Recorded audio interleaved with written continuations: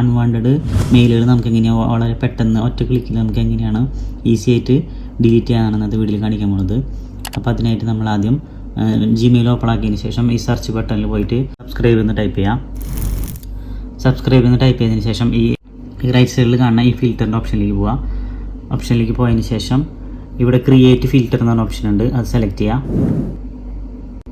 അത് സെലക്ട് ചെയ്തതിന് ശേഷം ഇവിടെ അപ്ലൈ ഫോർ ലേബിൾ എന്നുള്ളത് അവിടെ ടിക്ക് മാർക്ക് ഇട്ടതിന് ശേഷം ഇവിടെ ക്ലിക്ക് ചെയ്തിട്ട് ന്യൂ ലേബിൾ എന്നുള്ളത് സെലക്ട് ചെയ്യാം.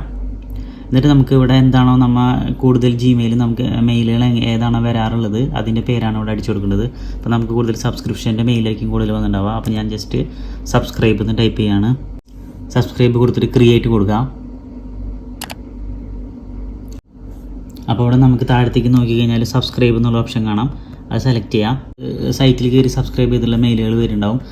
ഇവിടെ സെലക്ട് കൊടുത്തിട്ട് ഒട്ടാകെ ഒറ്റയടിക്ക് നമുക്ക് ഡിലീറ്റ് ചെയ്യണമെന്നുണ്ടെങ്കിൽ അങ്ങനെ ചെയ്യാം. അല്ലാന്നുണ്ടെങ്കിൽ ഓരോരോ മെയിലായിട്ട് ഡിലീറ്റ് ചെയ്യണമെന്നുണ്ടെങ്കിൽ ഇങ്ങനെ ഓരോന്ന് സെലക്ട് ചെയ്തിട്ട് ഡിലീറ്റ് ബട്ടൺ ഇതേപോലെ പ്രസ് ചെയ്തിട്ട് അങ്ങനെയും ചെയ്യാവുന്നതാണ്. അപ്പോൾ എല്ലാവരും ഒന്ന് ട്രൈ ചെയ്ത് നോക്കാം. അപ്പോൾ ഇതേപോലെ ഇൻഫോർമേറ്റീവ് വീഡിയോസിന് വേണ്ടിയിട്ട് ചാനലൊന്ന് ഫോളോ ചെയ്യുക. Thank you.